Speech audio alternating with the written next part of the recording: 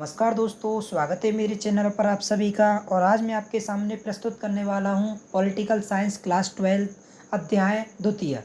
New syllabus के हिसाब से देखो तो ये प्रथम अध्याय है, और सेकंड यानी ओल्ड सिलेबस के हिसाब से देखो तो ये द्वितीय अध्याय है, क्योंकि आपके सिलेबस में शीत युद्ध का दौर डिलीटेड है। इसीलिए मैं आपको शीत युद्ध के बारे में थोड़ी इसमें जानकारी दूंगा, क्योंकि शीत युद्ध की जो जड़ हैं, शीत युद्ध का जो नींव है वो इससे जुड़ी हुई है पूरी पूरी। अगर मेरी बात मानो तो आप यानी कुछ समय देकर शीत युद्ध के बारे में ज़रूर पढ़ें। मगर मैं आपको कुछ पूरी डिटेल बता दूंगा शीत युद्ध के बारे में। शीत युद्ध का दौर कैसे हुआ, कैसे ये दो ध्रुव बने, कैसे ये दो ध्रुवता का अंत तो हम इसमें पढ़ ही लेंगे भाई। ये दो ध्रुव कौन से थे, क्यों बने, इसका कारण क्या था। क्योंकि हमें जब लिखने में जो बड़े जो लॉन्ग क्वेश्चन होती हैं, अगर हम इन बातों को लिखेंगे तो टीचर पर क्या है इम्प्रेशन ज़्यादा बढ़ेगा कि इसके बाद टीचर के इसको जानकारी पूरी है, ठीक है, और आपको नंबर पूरे मिलेंगे। क्योंकि मैं भी 12th का छात्र रह चुका हूँ और मैंने भी ऐसे ही अंक प्राप्त किए हैं अच्छे, ठीक है। चलो मैं आपके बारे में पहले आपको बताता हूँ शीत युद्ध के बारे में।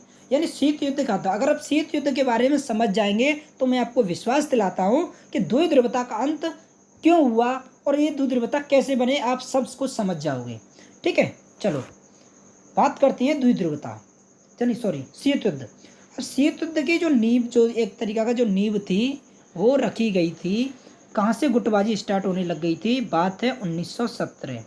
1917, ठीक है। 1917 में आप कहोगे ऐसा क्यों, शीत युद्ध तो 1945 में स्टार्ट हुआ। भाई स्टार्ट 1945 में हुआ है, मगर उसकी जो जड़ें थी वो कब से पनपने लग गई थी, 1917। जब क्या है बोल्शेविक क्रांति हुई थी, यानी हम इसको रूसी क्रांति भी कहते हैं, ठीक है। रूसी क्रांति जब हुई थी उसके बाद से ही क्या था, ये शीत युद्ध की नींव रख गई थी।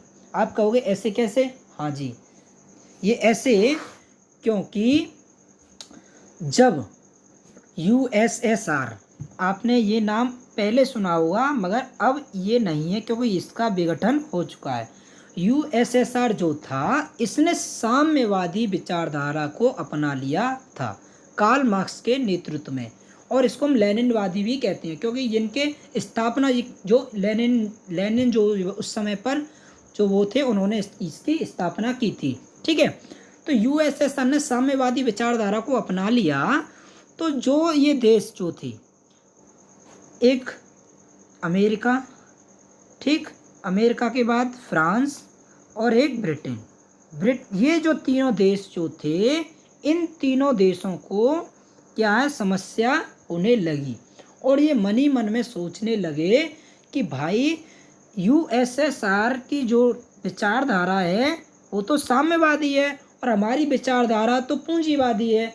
हम तो पूंजीवादी को मानते हैं और यूएसएसआर क्या है साम्यवादी को मानता है। अब आप कह रहे होंगे भाई साम्यवादी, वो पूंजीवादी और साम्यवादी क्या है, तो भैया पूंजीवादी और साम्यवादी में अंतर देखो। ये तो पूंजीवाद, ठीक, और ये है साम्यवाद।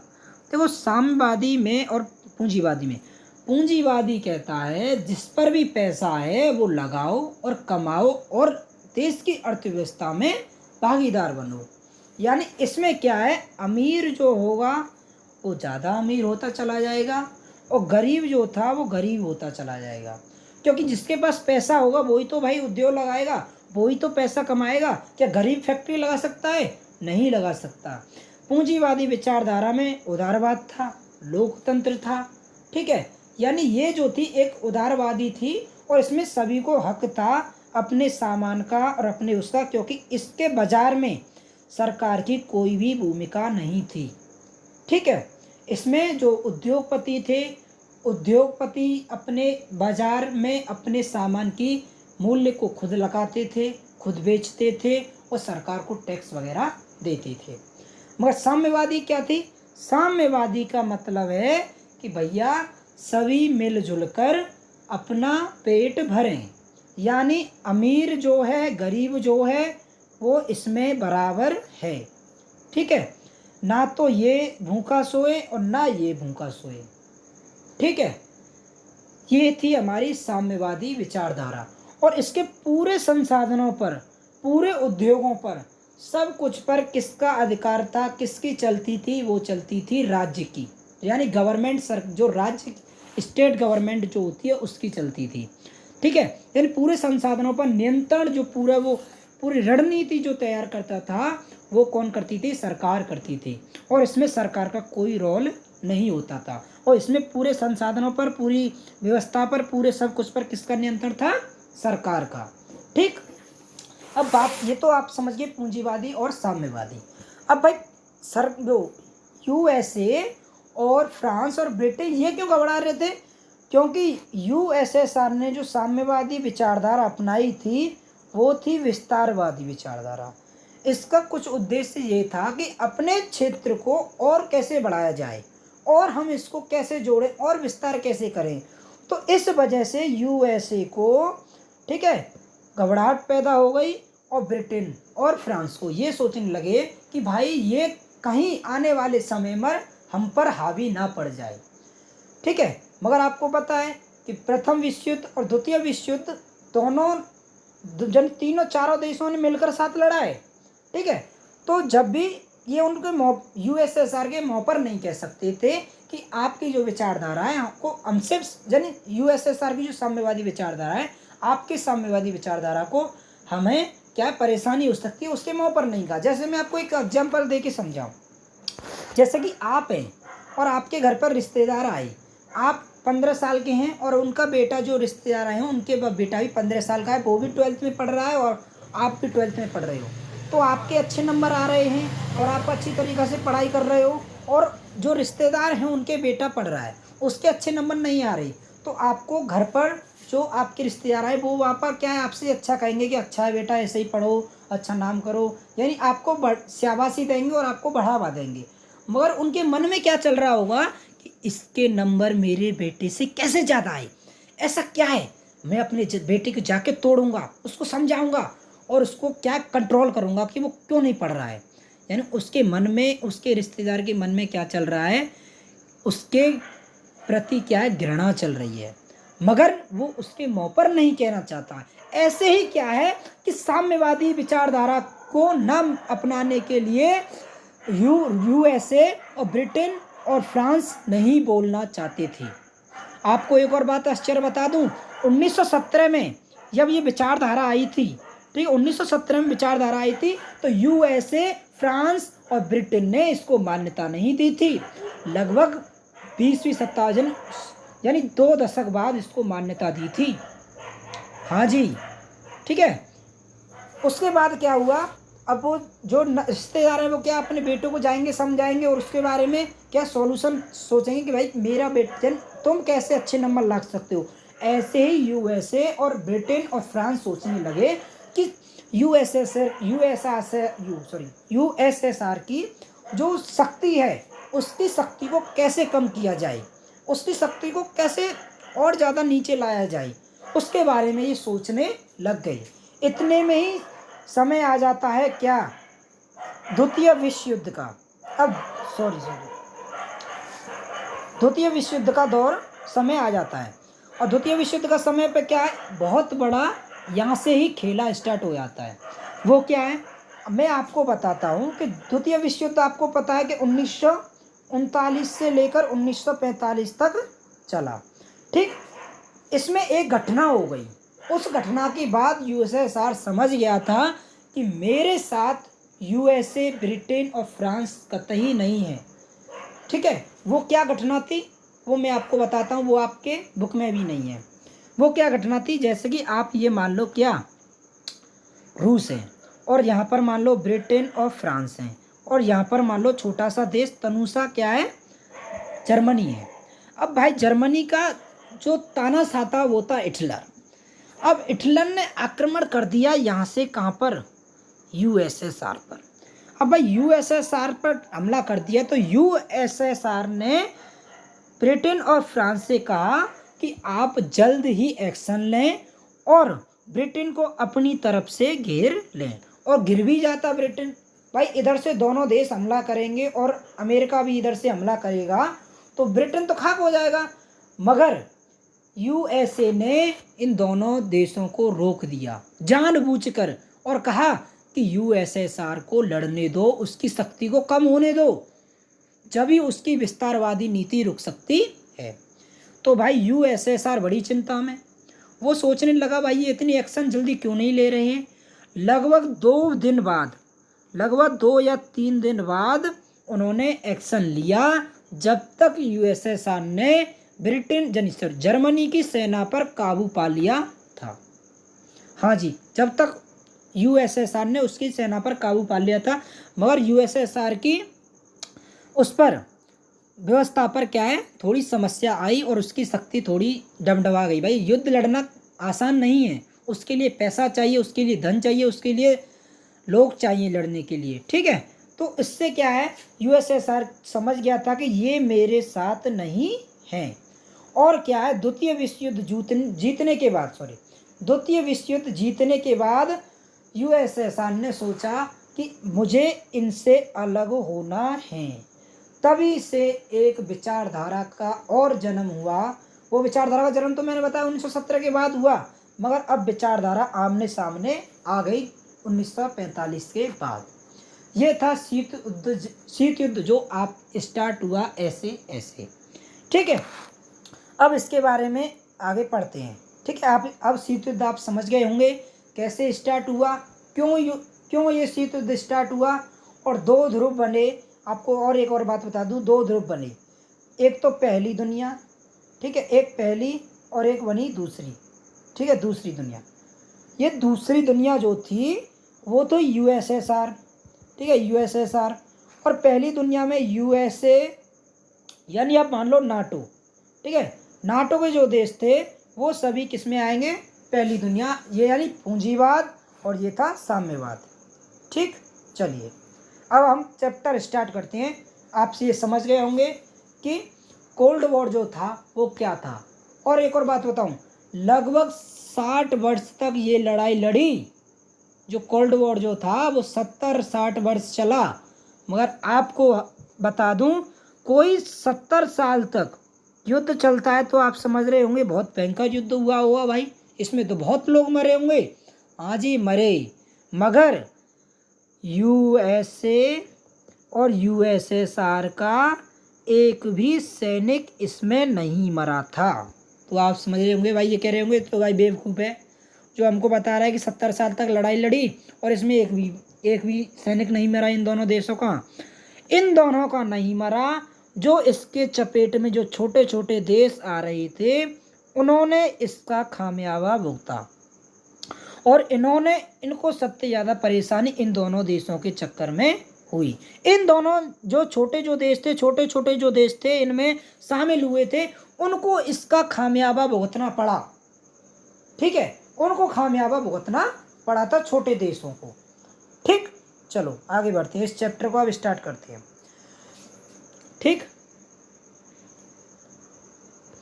शीत युद्ध सबसे सरगम दौर में बर्लिन की दीवार खड़ी की गई थी। अब एक और बात बता दूं, शीत युद्ध और ज़्यादा, यानी शीत युद्ध की जो स्टार्टिंग हुई कहाँ से हुई थी, वो हुई थी यूरोप से, ठीक है। यूरोप से कैसे हुई, यानी यूरोप में जो थी, जो जर्मनी जो थी, ठीक है, जर्मनी जो थी, एक तो हो गई पश्चिमी जर्मनी और एक हो गई पूर्वी जर्मनी, यानी पूर्वी जर्मनी। पश्चिमी जर्मनी जो थी वो किसकी तरफ थी, वो थी पूंजीवादी की तरफ, यानी अमेरिका की तरफ। और जो पूर्वी जर्मनी जो थी वो किसकी तरफ थी, यूएसएसआर की तरफ, यानी साम्यवादी की तरफ, ठीक। ये यहाँ से स्टार्ट हो गई, ठीक। 1989 में पूर्वी जर्मनी की आम जनता ने इस दीवार को तोड़ दिया था, ठीक है, आम जनता ने इसको तोड़ दिया था। यानी एक बात बताओ, देखो यहाँ से देखते हैं, बर्लिन की दीवार पूंजीवादी दुनिया और साम्यवादी दुनिया के बीच का विभाजन का प्रतीक है। यानी अगर आप साम्यवादी और पूंजीवादी का प्रतीक मानते हैं तो वो कौन सी दीवार है, बर्लिन की दीवार है, जो 1961 से और कब तक चली थी, 79 तक, नहीं 89 तक चली थी, नवंबर 89 में ये तोड़ी गई, ठीक। उसके बाद क्या हुआ, ये जो दीवार थी पश्चिमी बर्लिन को पूर्वी बर्लिन से अलग करती थी, ठीक है। जैसे कि आप मान लो ये है, ये यानी ये मान लो आप जर्मनी है, ठीक है, ये वाली यानी ये जर्मनी है, तो ये वाला जो क्षेत्र है, ये वाला, ये तो मान लो आप कौन सा है, पश्चिमी, और ये मान लो कौन सा है, पूर्वी। तो इनको दो भागों में ये बांटती थी, ठीक। और ये लगभग कितनी लंबी थी, ये लगभग थी 150 किलोमीटर, ठीक है, 150 किलोमीटर थी, से ज़्यादा लंबी थी। ये लगभग 28 वर्ष तक खड़ी रही। कितनी खड़ी रही, 28 वर्ष तक खड़ी रही। आखिरकार आम जनता ने ही इसे तोड़ दिया, 9 नवंबर 1989। इस डेट को याद रखना कि बर्लिन की दीवार कब की गई थी, 1961 में। और कितने वर्ष तक ये रही, 28 वर्षों तक रही। और ये कब तोड़ी गई, 9 नवंबर 1989, यानी 1989 में ये तोड़ दी गई। किसके द्वारा, आम जनता के द्वारा, वहीं की लोकल जनता के द्वारा। यह दोनों जर्मनी के एकीकरण और साम्यवादी खेमे की समाप्ति की शुरुआत थी। यहीं से साम्यवादी खेमे की क्या है, एक अंत सा होना स्टार्ट हो जाता है, ठीक। यहीं से क्या है, एक यानी द्वि ध्रुवता का अंत होना स्टार्ट हो जाता है। इसी कथन को सामने रखते हुए लोग दीवार में छोटा सा छेद कर रहे हैं, ठीक है, ये आपको दिख रहा होगा। मुक्त आगमन को संभव बनाने के लिए दीवार के एक हिस्से को गिरा दिया गया। और 1989 से पहले बर्लिन की दीवार ऐसी थी, ये आपको दिख रही होगी, ये बर्लिन की दीवार ऐसी थी, ठीक है। इसके बाद इसको गिरा दिया गया, तो ठीक है, ये इसमें लोग इसको देख रहे हैं, ठीक। अब यहाँ से स्टार्ट करते हैं परिचय।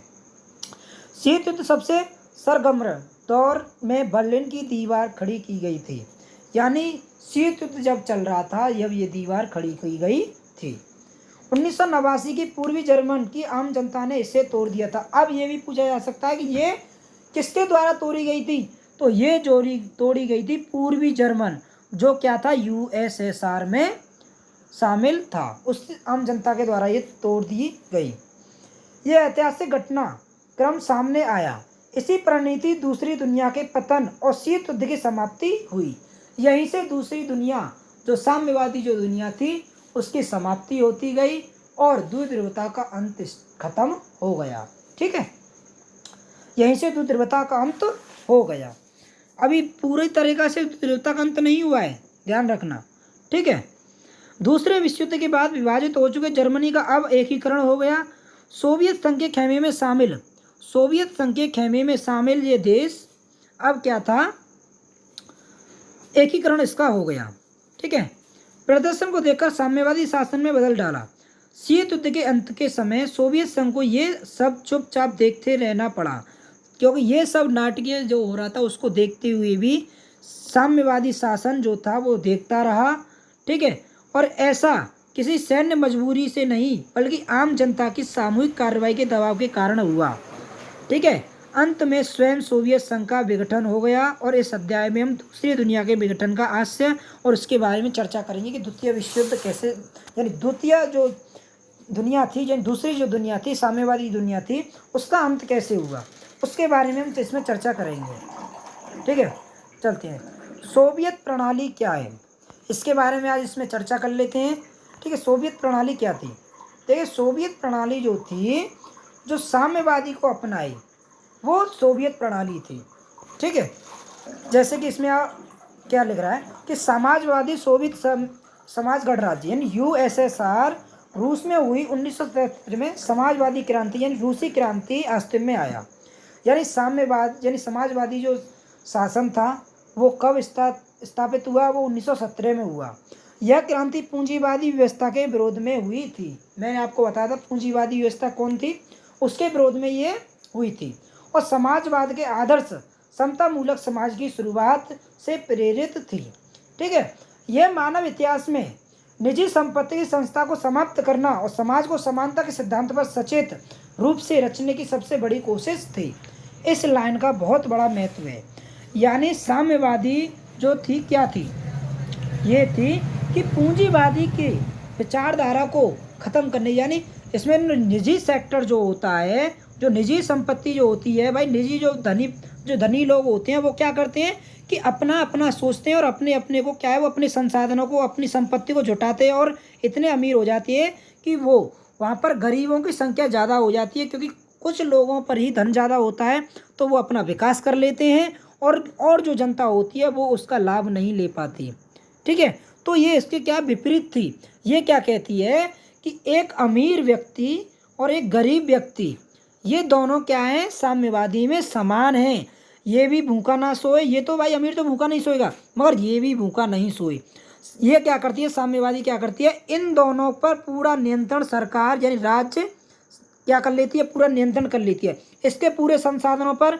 और इसके तो संसाधन ही नहीं है, मगर इसके पूरे संसाधनों पर कौन अधिकार कर लेता है, राज्य कर लेता है। और इसके पूरे संसाधनों पर जो भी गरीब है, जो भी निचला वर्ग है, उन सभी को इसमें बांट दिया जाता है। और साम्यवादी में किसको घाटा होता है, साम्यवादी में घाटा होता है अमीरों को। तो इसलिए जो उद्योगपति थे, जो अमीर लोग थे, वो पूंजीवादी को अच्छा मानते थे। ठीक है, वो कहते थे पूंजीवादी व्यवस्था ही सर्वोत्तम है, क्योंकि भाई उनको घाटा होता है, इसीलिए वो पूंजीवादी व्यवस्था को ज़्यादा बेहतर मानते थे। ठीक, चलिए, ये सबसे बड़ी, ऐसा करने से सोवियत प्रणाली में निर्माताओं ने राज्य और पार्टी की संस्था को प्राथमिकता महत्व दिया।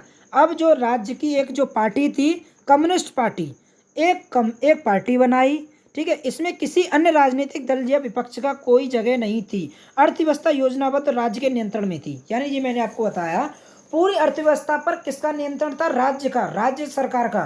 ठीक है, जैसे हमारे यहाँ केंद्र सरकार का पूरा नियंत्रण होता है पूरे भारत पर, तब भी हमारे यहाँ क्या है, मिश्रित है, क्योंकि हमारे यहाँ जो प्रणाली अपनाई गई है वो मिश्रित प्रणाली अपनाई गई है, क्योंकि हम साम्यवादी को भी अपनाते हैं और हम पूंजीवादी को भी अपनाते हैं, क्योंकि हमारे यहाँ प्राइवेटाइजेशन भी है और क्या है, सरकारी भी है, तो हम दोनों को अपनाते हैं। तो इसी को मद्देनजर रखते हुए इसमें ओनली केवल था कि ये साम्यवाद थी, यानी इसमें क्या है, जो पूरी अर्थव्यवस्था पर नियंत्रण रखेगी वो राज्य सरकार रखेगी। पूरे संसाधनों पर जो भी कुछ देना है, वो भी कुछ, जो भी कुछ करना है, या कोई कल्याणकारी नीति लानी है या कुछ देना है, तो वो पूरा सरकार देखेगी। जैसे मैं आपको एक उदाहरण दूं, जैसे कोई खेत है, ठीक है, इस खेत में हमें क्या करना है, खेती करनी है, और ये साम्यवादी क्या करेगा कि इसमें 5 लोगों को दे देगा। ये कहेगा कि भाई 5 लोग आप इसमें क्या खेती करो, और 5 लोगों को क्या है, एक पूरा ये काम करें या ना करें, इसमें से 3 तो आप मान लो काम कर रहे हैं और 2 काम नहीं कर रहे हैं, तो 2 को वो सरकार देखनी नहीं आएगी। उसको क्या मतलब है कि इसमें खेती हो, और खेती होगी तो भाई पूरा काम करेंगे ये 5, वहाँ से तो कह रहे हैं कि 5 काम करेंगे, मगर काम करने वाले इसके केवल 3 हैं, और 2 क्या फोकट में खा रहे हैं। और ये फोकट में जो खा रहे हैं, अगर ये व्यवस्था खत्म हो जाती है, ये 2 जो व्यक्ति हैं वो क्या है, भूखे मर जाएंगे। तो ये थी क्या, साम्यवादी एक कहीं तक गलत भी थी, क्योंकि इसमें क्या निठल्लों को जन्म दे दिया था, क्योंकि 5 व्यक्ति काम पर लगाए गए हैं, मगर उसमें से 3 व्यक्ति कार्य कर रहे हैं और 2 व्यक्ति क्या है वहाँ पर बैठे हैं, जो आने वाले समय में क्या निठल्ले रहेंगे। अगर ये व्यवस्था खत्म होती है तो सबसे पहले भूखे मरने की नौबत किसकी आएगी, इन लोगों की आएगी। ठीक, चलो, दूसरे विश्व युद्ध के बाद पूर्वी यूरोप देश सोवियत संघ के अंकुश में आ गए। अब जब क्या हुआ, जब द्वितीय विश्व युद्ध हो गया, ठीक है, द्वितीय विश्व युद्ध 1945, जो अमेरिका ने नागासाकी और हिरोशिमा पर बम फेंककर ये युद्ध समाप्त किया, उसके बाद क्या हुआ कि पूर्वी यूरोप जो था, जो मैंने आपको बताया था, पूरा जो यूरोप जो था, पूर्वी यूरोप, वो क्या था, सोवियत संघ के अंकुश में आ गया। और सोवियत सेना ने इन्हें फांसीवादी ताकतों के चंगुल से मुक्त कराया। ठीक है, इन सभी देशों की राजनीति और सामाजिक व्यवस्था को सोवियत संघ में सामाजिक प्रणाली पर दर्ज डाला गया। अब क्या हुआ, जो यूरोप जो था, उसका यूरोप का जो पूर्वी क्षेत्र जो था, पूर्वी जो देश थे, उनकी पूरी शासन व्यवस्था को, पूरी अर्थव्यवस्था को क्या कर दिया, साम्यवादी कर दिया। ठीक है, इन्हें समाजवादी खेमे में देश या दूसरी दुनिया कहा जाता है। इस खेमे का नेता समाजवादी सोवियत गणराज्य था, यानी इसका पूरा जो चलाने वाला था, पूरी अर्थव्यवस्था को चलाने वाला था, वो था यूएसएसआर, यानी, और इसमें भी कौन मुख्य था, वो था रूस। ठीक है, रूस इसमें सबसे सर्वोच्च था और सबसे ज़्यादा ताकतवर भी यही देश था। ठीक, दूसरे विश्व युद्ध के बाद सोवियत संघ महाशक्ति के रूप में उभरा, क्योंकि आपको पता है कि 2 ही महाशक्ति बहुत बड़ी थी, एक अमेरिका और एक क्या था, रूस। क्योंकि अब क्या दो गुटों में पूरी दुनिया भाई बढ़ चुकी थी। अब भाई दोनों गुट दोनों तरफ हो गए, तो एक तरफ तो यूएसए हो गया, और यूएसए पूंजीवाद को बढ़ावा दे रहा है, और क्या यूएसएसआर साम्यवाद को बढ़ावा दे रहा है। तो ठीक है, ये उसके बाद क्या है, जो रूस जो था वो बहुत ही शक्तिशाली और संपन्न देश उभर कर आया था, और वो बना था यूएसएसआर। ठीक, विश्व की तुलना में कहीं ज़्यादा विकसित थी। इसकी अर्थव्यवस्था उस समय पर 1945 के बाद बहुत ही विकसित अर्थव्यवस्था थी इसकी। ठीक है, उसके पास यानी यूएसएसआर के पास विशाल ऊर्जा संसाधन था, बहुत बड़े खनिज तेल थे, लोहा और इस्पात और मशीनरी उत्पादक बहुत बड़ी मात्रा में उपलब्ध था। ठीक है, सोवियत संघ के दूर दराज के इलाके भी अफगान की सुव्यवस्था और विशाल प्रणाली के आपस में जुड़े थे। अब आप एक बताइए भाई, संचार प्रणाली और इसका आवागमन तो सही होगा भाई, यूएसएसआर रहा यहाँ पर और यूरोप यहाँ पर रहा। अब यहाँ पर भाई इसका यानी यहाँ पर संपर्क कैसे वो होगा भाई, स्थापित होगा। तो इस हिसाब से हमें पता पड़ता है भाई यहाँ पर संपर्क स्थापित करने के लिए हमें क्या संचार प्रणाली अच्छी बनानी होगी, आवागमन अच्छी व्यवस्था करनी होगी। तो ये इसकी जो यूएसएसआर की जो थी संचार प्रणाली बहुत ही अच्छी थी, और एक तरीका का इसका जो आवागमन की जो व्यवस्था थी, ट्रांसपोर्ट जो हमारा जो परिवहन जो होता बहुत अच्छा इसका परिवहन प्रणाली थी। ठीक, सोवियत संघ का घरेलू उपभोग उद्योग भी बहुत उन्नत था। ये यहाँ पर जो छोटे छोटे उद्योग जो चलाए जाते थे सरकार के माध्यम से, वो बहुत ही क्या थे, उन्नत थे। यहाँ पर पेन से लेकर कार तक सभी चीज़ों का उत्पादन होता था। यूएसएसआर जो था यहाँ पर एक पेन से, छोटी सी पेन से लेकर बहुत बड़ी यानी कार वगैरह, हेलीकॉप्टर वगैरह सब चीज़ का उत्पादन होता था। ठीक है, इतनी बड़ी इसकी क्या थी, उद्योग, और उसकी क्या थी, एक कंपनियां वगैरह थी। ठीक है, बहुत बड़ी अर्थव्यवस्था उसकी बहुत ज़बरदस्त थी। हालांकि सोवियत संघ के उपभोक्ता उद्योग में बनने वाली वस्तुओं गुणवत्ता के लिहाज से पश्चिमी देशों के स्तर से क्या थी, कहीं यानी स्तर बहुत छोटा था। यानी इसकी जो प्रोडक्ट जो बन रहे हैं, जैसे आज का चाइना माल, ठीक है, उस समय का यूएसएसआर का माल, चाइना माल दिखता तो बहुत सुंदर है मगर होता बहुत ख़राब है। ऐसा ही क्या था, यूएसएसआर की जो वस्तुएं जो थी वो पश्चिमी जो देश था, जो पूंजीवादी जो देश थे, उनकी वस्तुओं में क्वालिटी अच्छी होती थी, मगर यूएसएसआर की जो वस्तुएं जो थी वो क्वालिटी थोड़ी छोटी होती थी। यानी छोटी नहीं, आप कम, थोड़ा कम मान लो, यानी इसकी मान लो 100% और इसकी मान लो 85%। ठीक है, लेकिन सोवियत संघ की सरकार ने अपने सभी नागरिकों के लिए एक न्यूनतम जीवन स्तर सुनिश्चित कर दिया था। यानी इसमें क्या था कि सभी को भोजन, सभी को सब कुछ मिलता था, कोई भूखा नहीं सोता था, सभी के लिए रोजगार थे, सभी के लिए सब कुछ था। ठीक है, किसमें, सोवियत प्रणाली में। ठीक, उसके बाद क्या हुआ, सरकार बुनियादी ज़रूरतों की चीज़ें, मसलन सरकार जो थी वो सभी चीज़ों को सभी के लिए समान क्या थी, देती थी। जैसे स्वास्थ्य हुआ, स्वास्थ्य सुविधा हुई, शिक्षा हुई, बच्चों की देखभाल, लोक कल्याण और चीज़ें रियासतों पर मुहैया कराती थी। यानी वो क्या देती थी, जैसे आज का फ्री राशन मिलता है, सरकार दे रही है सभी के लिए। ऐसे यहाँ पर जो सोवियत जो प्रणाली थी, जो सरकार जो थी वो सभी के लिए क्या है, कुछ ना कुछ योजनाएं लाती थी, शिक्षा के कुछ नए नए केंद्र लाती थी, सभी को शिक्षा कैसे मिले, सभी को स्वास्थ्य अच्छा कैसे मिले, तो वो सभी के लिए कम मात्रा में क्या कराती थी, उपलब्ध कराती थी। ठीक, और बेरोजगारी तो उसमें है ही नहीं थी, क्योंकि यूएसएसआर एक ऐसी प्रणाली थी जब वो अपनाई गई थी उसमें बेरोजगारी ना थी, यानी 0% बिल्कुल। ठीक है, मगर पूंजीवाद में क्या थी, बेरोजगारी थी, क्योंकि वहाँ पर जो उद्योगपति जो थे, जो बड़े बड़े उद्योगपति थे, वही उनकी फैक्ट्रियाँ चल रही थी, जो गरीब थे वो तो केवल क्या थे, मजदूर थे। ठीक, मिल्कियत का प्रमुख रूप राज्य का स्वामित्व था। पूरी जो स्वामी जो होता था वो कौन होता था, राज्य होता था। ठीक है, राजा, यानी पूरे जो जमीन का मालिक जो होता था, पूरे उद्योगों का मालिक कौन होता था, राज्य सरकार। ठीक है, तथा भूमि और अन्य उत्पादक संपदाओं पर स्वामित्व होने के अलावा नियंत्रण भी राज्य का ही था। कोई भी संसाधन हो, कोई भी वस्तु हो, कोई भी सब कुछ हो, सभी पर किसका नियंत्रण था, किसका, यानी यूएसएसआर की सरकार का। बहरहाल सोवियत प्रणाली पर नौकरशाही का शिकंजा कसता चला गया।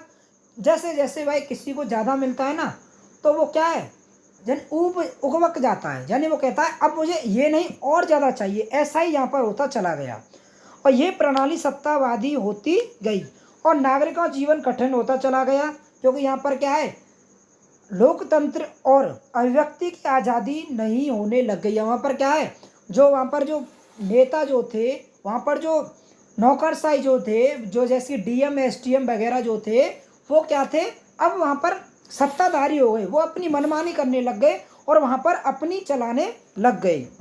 ठीक है, और वो अपनी लोकतंत्र अभिव्यक्ति की आज़ादी नहीं होने के कारण अपनी असहमति अक्सर चुटकुलों और कार्टूनों में व्यक्त करने लग गई, क्यों किसी की हिम्मत नहीं थी कि यूएसएसआर जो कम्युनिस्ट पार्टी थी उसके सामने कोई बोल सके। तो वो अपनी असहमति, यानी अपनी असहमति वो क्या करने लग गए, कार्टूनों के द्वारा और चुटकुलों के माध्यम से बताने लग गए। ठीक, सोवियत संघ की अधिकांश संस्थाएं सुधार, जो सोवियत संघ की जो अधिकांश जो संस्थाएं थी उनमें सुधार जरूरत था। और सोवियत संघ एक दल यानी कम्युनिस्ट पार्टी का ही शासन था, अन्य कोई पार्टी यानी विपक्ष को कोई क्या था, जगह नहीं थी। जैसे कि अगर आप मान लो आज भारत में क्या है, बीजेपी है, अगर बीजेपी के अलावा सब पार्टियों को ख़त्म कर दिया जाए तो बीजेपी क्या है, एक सत्तावादी पार्टी हो जाएगी। और जब तक किसी ने कहा है कि जब तक विपक्ष, एक क्या है, विपक्ष जब तक मजबूत नहीं होगा, जब तक हमारा लोकतंत्र क्या है, सफल नहीं होगा, ना कोई इतना हमारा मजबूत लोकतंत्र चल पाएगा। इसीलिए जितना बेहतर हमारा विपक्ष होगा उतना बेहतर हमारी लोकतंत्र व्यवस्था इतनी अच्छी चलेगी। मगर यहाँ पर उल्टा था, यहाँ पर कोई जो कम्युनिस्ट पार्टी थी वो उत्तरदायी नहीं थी, वो किसी को उत्तर नहीं देती थी, जो उसके मन में है, जो उसको कानून है वो कुछ लाती थी, सब कुछ उस जनता पर थोपती थी। ठीक, इस दल सभी संस्थाओं पर गहरा अंकुश था। यह दल जनता के प्रति जवाबदेही नहीं था, जनता को नहीं बताता कि ये हम सुविधा ला रहे हैं, इसका क्या लाभ है, इसका क्या हानि है। ठीक है, जनता ने अपनी संस्कृति और बाकी मामलों की साज संभाल अपने आप को रखने के लिए 15 गणराज्यों में मिलकर सोवियत संघ को बनाया था। आपको बताया कि सोवियत संघ जो था, यूएसएसआर जो था, वो 15 गणराज्यों का एक समूह था। इसमें 15 राज्य जो थे, यानी आज के समय पर देश और उस समय पर राज्य जो थे मिलकर बना था। ठीक है, पार्टी ने जनता की इच्छा को पहचानने से इनकार कर दिया। हालांकि सोवियत संघ के नक्शे में रूस और संघ के 15 गणराज्यों में एक था, लेकिन वास्तव में रूस का हर मामले में प्रभुत्व था। भाई एक समय पर मान लो आज के समय पर बीजेपी है, बीजेपी की ज़्यादा चल रही है, बीजेपी हर जगह पर सब कुछ है, तो इसका आज के समय पर प्रभुत्व किसका है, आज समय पर है बीजेपी का। अगर ठीक है बीजेपी को हटा दिया जाए और आज से 70 साल पहले किसका चला है, वो चला था कांग्रेस का।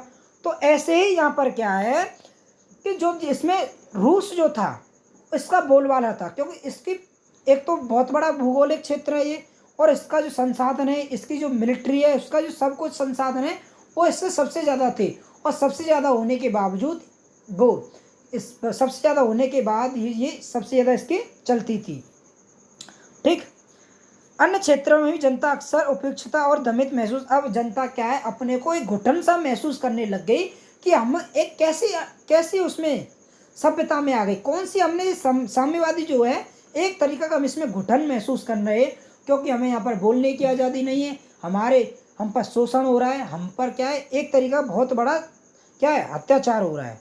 ठीक है, हथियारों की होड़ से सोवियत संघ ने समय समय पर अमेरिका की बराबरी टक्कर दी, क्योंकि सबसे मेन जो कारण है, जो यूएसएसआर जो था, जो सोवियत संघ जो था, वो हथियारों की होड़ में लग गया और उसने अमेरिका को टक्कर दे डाली थी। लेकिन इसकी कीमत किसने, यूएसएसआर ने, सोवियत संघ ने भारी कीमत चुकाई।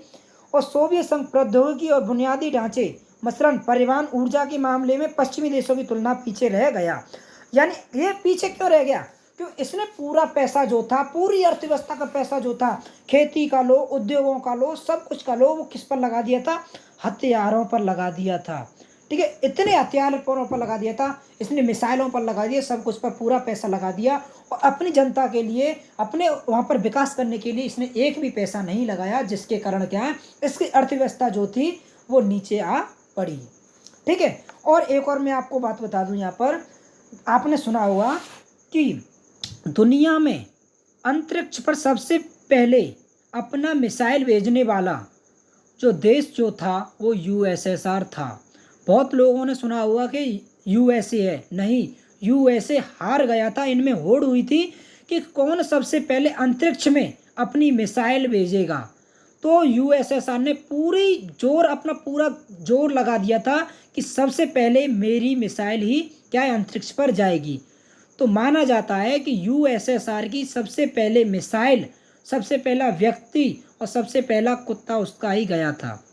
ठीक है, और आप इसको अगर ये बात कर लेते हो तो आप नासा की वेबसाइट पर जाकर इसको देख सकते हो। ठीक, चलिए आगे चलते हैं।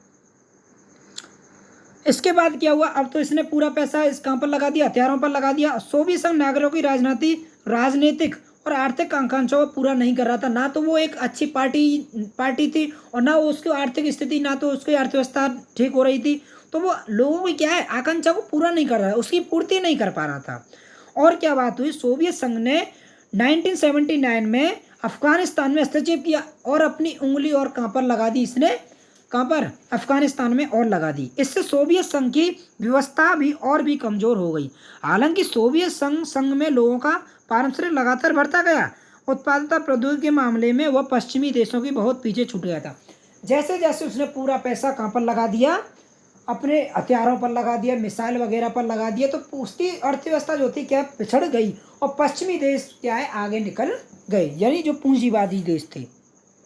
इससे हर तरह की उपभोक्ता वस्तु की कीमत कमी हो गई, यानी खाद्यान्न कमी हो गया, उपभोक्ता वस्तु की कमी हो गई।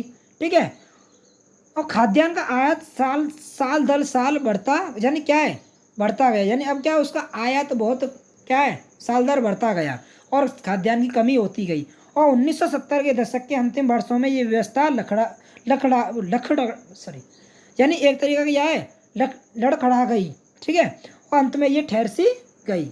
इसमें मैंने आपको सोवियत प्रणाली के बारे में बताया, और आगे मैं आपको पढ़ाऊंगा गौरवर्चस्व सोवियत संघ का विघटन क्या, सोवियत संघ का विघटन क्यों हुआ, किन कारणों से हुआ, ये तो मैंने आपको बताई। सोवियत प्रणाली क्या थी, एक ही पार्टी का बोलबाला था, विपक्ष का कोई रोल नहीं था, और इसने पूरा पैसा, पूरी अर्थव्यवस्था का जो पूरा पैसा था वो किस में लगा दिया, अपने हथियारों पर लगा दिया, जिसकी वजह से क्या है, लोगों की ये उपभोक्ता वस्तुओं को क्या है, पूरी नहीं कर पा रहा था, और खाद्यान्न की कमी हो गई, इसीलिए विघटन की कतार पर आ खड़ा हो गया। आपको ये वीडियो अच्छी लगी हो तो प्लीज़ भाई इसको, वीडियो को शेयर करें और लाइक करें, कमेंट करें, और अपने दोस्तों को प्लीज़ शेयर करें, और मेरे चैनल को सब्सक्राइब जरूर करें। और ये वीडियो का फर्स्ट पार्ट है, और आपको दूसरा पार्ट परसों मिल जाएगा। ठीक है, सोवियत संघ का विघटन आपका पार्ट सेकंड में जल्द ही लेकर आऊँगा। जब तक मिलते हैं, जय हिंद, जय भारत।